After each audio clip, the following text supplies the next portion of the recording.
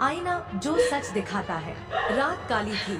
बादलों की गड़गड़ाहट दिल्ली के पुराने हिस्से में गूंज रही थी। सड़क पर दूर तक कोई नजर नहीं आ रहा था, लेकिन एक पुरानी हवेली कोठी नंबर 46 में हल्की सी टिमटिमाती रोशनी दिखाई दे रही थी। लोग कहते थे, उस कोठी के अंदर मत जाना, वहाँ एक ऐसा आईना है जो इंसान का चेहरा नहीं बल्कि उसकी मौत दिखाता है। लेकिन रिया को ये सिर्फ एक कहानी लगी। यूट्यूबर का सपना। रिया हॉरर कंटेंट बनाने वाली यूट्यूबर थी।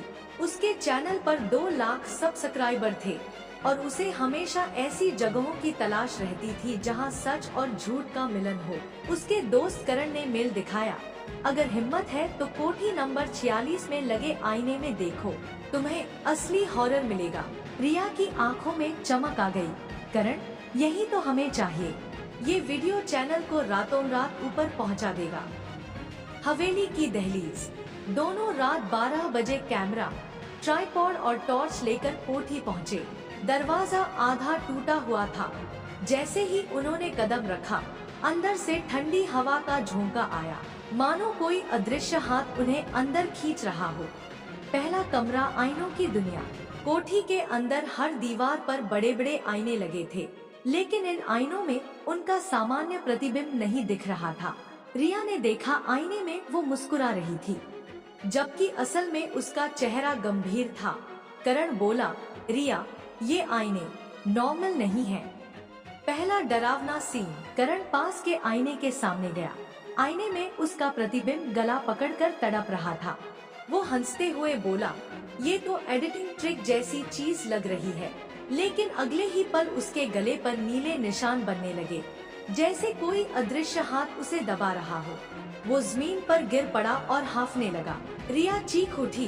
करण, आगे के हिस्से में कोठी का इतिहास, जादूगर की आत्मा, रिया का भागना और उसकी कैद, करण की मौत या धोखा।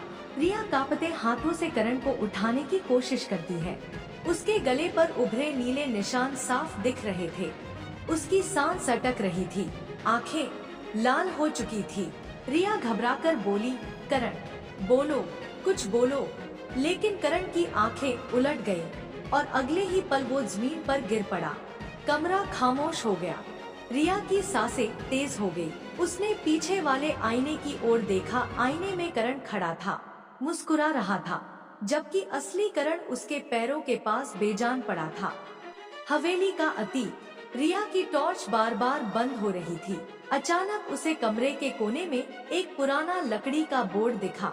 उस पर जमी धूल हटाते ही फेडेड अक्षरों में लिखा था, ये हवेली 1896 में बनाई गई थी। इसकी मालिक थी तांत्रिक जादूगर भैरवनाथ। उसने अपनी आत्मा आईनों में कैद की ताकि वो अमर हो सके, पर जो भी इसमें देखेगा उसका जीवन छिन जाएगा।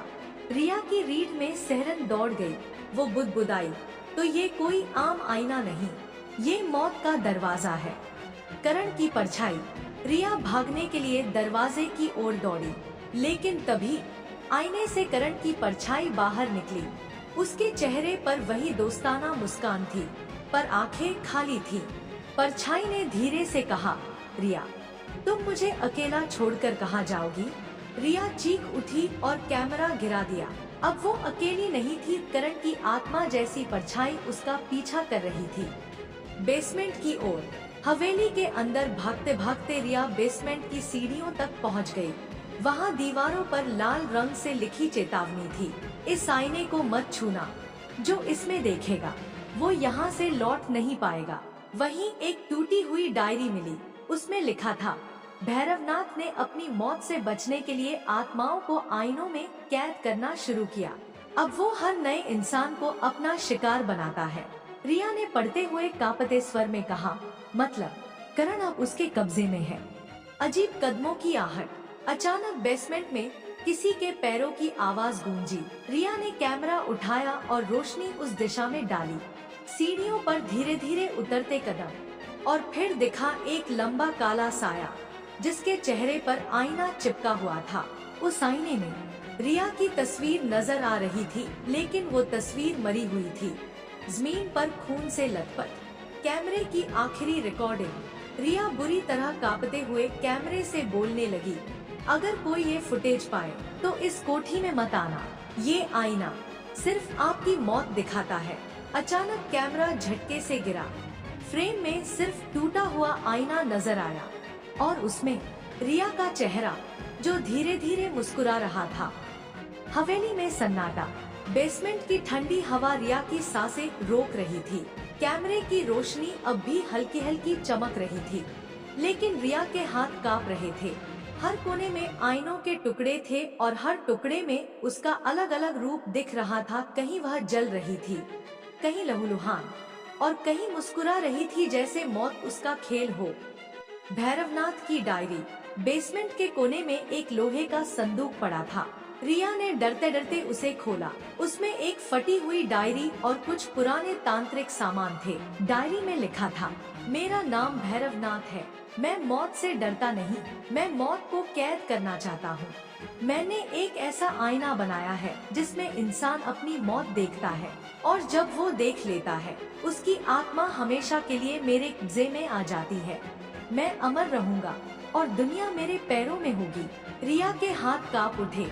वो बुदबुदाई, मतलब करण की आत्मा भी इसी आईने में कैद है। आईनों का खेल। रिया ने चारों ओर देखा। हर आईना अब उसकी ओर झुकता हुआ लग रहा था, जैसे दीवारों से निकलकर उसकी ओर बढ़ रहा हो। अचानक उसने देखा एक आईने में करण खड़ा था। उसकी आंखें खाली थी, होंठ हिल रहे थे लेकिन आवाज नहीं आ रही थी। रिया ने डरते हुए पास जाकर सुना। करण की परछाई बोली, रिया मुझे बचाओ, वो मुझे ले जा रहा है। रिया की आंखों से आंसू बहने लगे, लेकिन तभी करण का चेहरा बदल गया और उसकी जगह वही जादूगर भैरवनाथ नजर आया। उसकी आंखें जल रही थी। वो गुर्राया, अब तेरी बारी है। भैरवनाथ की आत्मा। अचानक कमरे में ठंडी हवा का तूफान उठा। धूल उड़ने लगी और आईनों से निकलकर एक काला साया उसके सामने खड़ा हो गया। उसकी लंबी दाढ़ी, लाल आंखें और हाथ में तांत्रिक कमंडल था। चेहरे की जगह चमकता हुआ आईना था। उस आईने में रिया ने खुद को देखा। उसका गला कटा हुआ था और वो जमीन पर पड़ी थी। भैरवनाथ की आत्मा हंसी, ये तेरी किस्मत है, अब तू मेरी है। भागने की कोशिश। रिया पूरी ताकत से भागी। उसने ऊपर जाने वाली सीढ़ियां पकड़ ली, लेकिन हर दीवार पर लगे आईनों में उसकी अलग अलग मौतें दिखाई दे रही थी। एक आईने में उसने खुद को देखा, रस्सी से झूल रही थी। दूसरे में आग में जल रही थी। तीसरे में किसी ने उसके दिल में खंजर घोंप दिया था। उसकी सांसें रुक गई। वो चिल्लाई, नहीं, ये सब झूठ है, ये सच नहीं हो सकता। पुराना कमरा। रिया किसी तरह ऊपर पहुंच गई। वहां एक बड़ा सा पुराना कमरा था, जिसके बीच में टूटा हुआ आईना पड़ा था। दीवार पर खून से लिखा था, सिर्फ इस आईने को तोड़ने से ही श्राप टूटेगा। रिया ने एक लोहे की छड़ उठाई और पूरी ताकत से आईने पर मारी, लेकिन आईना टूटा नहीं, बल्कि उसमें से डरावनी हंसी गूंजी। भैरवनाथ की आवाज आई, तुझे लगता है मुझे तोड़ सकती है? मैंने मौत को ही कैद कर लिया है, मुझे कोई नहीं मार सकता। कैमरे में कैद। रिया कांपते हुए कैमरे से बोली, अगर कोई ये वीडियो देख रहा है तो याद रखना, इस आईने को मत छूना, ये तुम्हें मार देगा।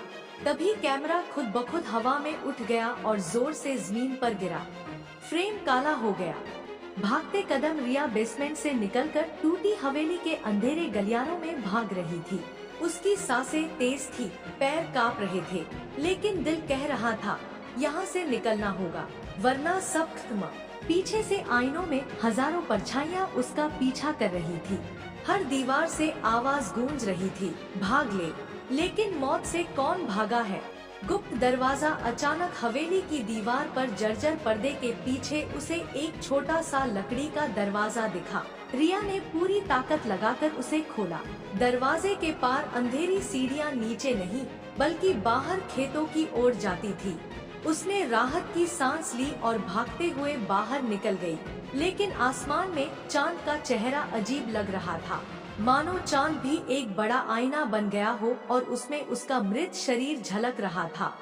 गांव का बूढ़ा पंडित गांव से दूर एक पुराने बरगद के पेड़ के नीचे दीपक जल रहा था। वहाँ सफेद धोती कुर्ता पहने एक बूढ़ा पंडित बैठा जप कर रहा था। रिया भागते भागते वहीं गिर पड़ी। पंडित ने आंखें खोली और कांपती आवाज में बोला, तो वो जाग गया है। रिया ने रोते हुए कहा, बाबा, हवेली में आईना, वो मेरी जान लेना चाहता है। पंडित ने गहरी सांस ली। भैरवनाथ, वो अभिशप्त तांत्रिक, उसकी कहानी तुझे जाननी होगी। भैरवनाथ की मौत की असली कहानी पंडित ने बताया। सैकड़ों साल पहले भैरवनाथ ने यमराज को ललकारा था। उसने वचन लिया कि वो मौत को हराकर अमर होगा। वर्षों की तपस्या और तंत्र से उसने वो शापित आईना बनाया, लेकिन उसके अहंकार को सहन न कर सकी देव शक्तियाँ। उसे मार गिराने का आदेश हुआ। जब यमदूत उसे लेने आए तो उसने अपनी आत्मा उसी आईने में कैद कर दी। मरा भी और जिंदा भी रहा। अब जो कोई भी उस आईने में देखे, उसकी मौत वहीं दर्ज हो जाती है। रिया कांप गई। मतलब हमेशा के लिए वहीं फंस गया? पंडित बोला, नहीं बेटी, एक ही उपाय है, आईने को तोड़ना। लेकिन वो सामान्य ताकत से नहीं टूटेगा। केवल वही इसे नष्ट कर सकता है जिसने अपनी मौत को स्वीकार कर लिया हो। आईने का पीछा अचानक चारों ओर ठंडी हवा चलने लगी। पेड़ के पीछे वही शापित आईना उभर आया। उसमें रिया और पंडित दोनों दिखाई देने लगे। आईने में भैरवनाथ का चेहरा उभरा। भाग ले रिया, लेकिन तेरी आत्मा अब मेरी है। रिया कांपते हुए बोली, बाबा, ये मेरा पीछा कर रहा है, मैं क्या करूं? पंडित ने अपनी माला कसकर पकड़ी। डरना मत बेटी, अगर तुझे करण की आत्मा को बचाना है तो तुझे उस आईने में झांककर अपनी मौत को स्वीकार करना होगा। यही एक रास्ता है। कठिन चुनाव। रिया की आंखों से आंसू बहने लगे। उसने देखा, आईने में करण खड़ा था, हाथ फैलाकर मदद मांग रहा था, लेकिन उसी के बगल में रिया की परछाई रस्सी से झूल रही थी। रिया चिल्लाई, नहीं, ये सच नहीं है। पंडित की आवाज गूंजी, याद रख, मौत से भागने वाला ही उसका गुलाम बनता है। मौत को स्वीकार करोगी तो ही तू जीत पाएगी। आखिरी रात, गांव की रात अजीब खामोश थी। रिया पंडित के साथ उस बरगद के नीचे खड़ी थी और सामने जमीन पर रखा था शापित आईना। उसकी सतह से धुआं उठ रहा था, मानो आग और बर्फ एक साथ जल रही हो। आईने में रिया का चेहरा झलक रहा था, लेकिन वो जिंदा नहीं, बल्कि खून से लथपथ। भय की छाया। भैरवनाथ की आत्मा फिर उभरी। उसकी हंसी रात के सन्नाटे को चीर रही थी। रिया, अब तू भाग नहीं सकती। देख, ये आईना तेरी मौत का सच दिखा चुका है। अब तेरी आत्मा मेरी कैद में होगी, जैसे तेरे प्रेमी करण की है। रिया चीख पड़ी, नहीं, करण को छोड़ दे, मैं कुछ भी कर लूंगी। भैरवनाथ की परछाई गरजी, तो आ, इस आईने में झांक, अपनी मौत देख और खुद चलकर मेरे पास आ जा। पंडित की आखिरी सीख। पंडित ने कांपती आवाज में कहा, बेटी, याद रख, मौत से डरना मत, साहस से आईने में देख, अपनी आत्मा को मजबूत कर। अगर तूने मौत को गले लगाया तो यही आईना टूट जाएगा। रिया के हाथ कांप रहे थे, दिल जोर से धड़क रहा था। उसकी आंखें भर आईं, लेकिन उसने हिम्मत जुटाई और आईने में सीधा देखा। मौत का सामना। आईने की सतह लहराने लगी। रिया ने खुद को देखा, रस्सी से झूलती हुई, खून से लथपथ या आग में जलती हुई। हर शक्ल दर्दनाक थी, लेकिन रिया ने रोते हुए कहा, अगर यही मेरा अंत है तो मैं इसे स्वीकार करती हूँ। उसके होंठ कांप रहे थे, मगर शब्द दृढ़ थे। आईने का विस्फोट। अचानक आईना जोर से चीखने लगा। उसकी सतह पर दरारें पड़ गईं। भैरवनाथ की आत्मा गरजी, नहीं, ये असंभव है, कोई इंसान मौत को ऐसे गले नहीं लगा सकता। लेकिन दरारें बढ़ती गईं। आईने से हजारों चीखें निकली, उन सबकी आत्माएं जो उसमें कैद थी, और उनमें से एक आवाज थी, रिया। वो करण था। उसकी आत्मा धीरे धीरे आईने से बाहर निकल रही थी। भैरवनाथ का अंत। भैरवनाथ ने रिया को पकड़ने की कोशिश की, लेकिन पंडित ने अपनी माला हवा में फेंक दी। माला आग की तरह चमकी और भैरवनाथ के साए पर गिर पड़ी। वो दर्द से तड़प उठा। आह! नहीं ही, मैंने मौत को कैद किया था। मैं अमर हूँ, मैं। उसकी आवाज धीरे धीरे राख में बदल गई और आईना हजारों टुकड़ों में बिखर गया। आखिरी अलविदा आईना टूटने के साथ ही करण की आत्मा आजाद हो गई। वो रिया के सामने मुस्कुराते हुए खड़ा था। धन्यवाद रिया, तूने मुझे बचा लिया, लेकिन अब मैं वापस नहीं जा सकता। ये मेरी आखिरी झलक है। रिया फूट फूट कर रोने लगी। नहीं करण, मुझे मत छोड़ कर जा। करण ने आंसुओं से भीगी उसकी हथेली पकड़ी। मेरा वादा है, मैं हमेशा तेरे दिल में रहूंगा। अब डरना मत, मौत से भी नहीं। और उसकी परछाई धीरे धीरे गायब हो गई।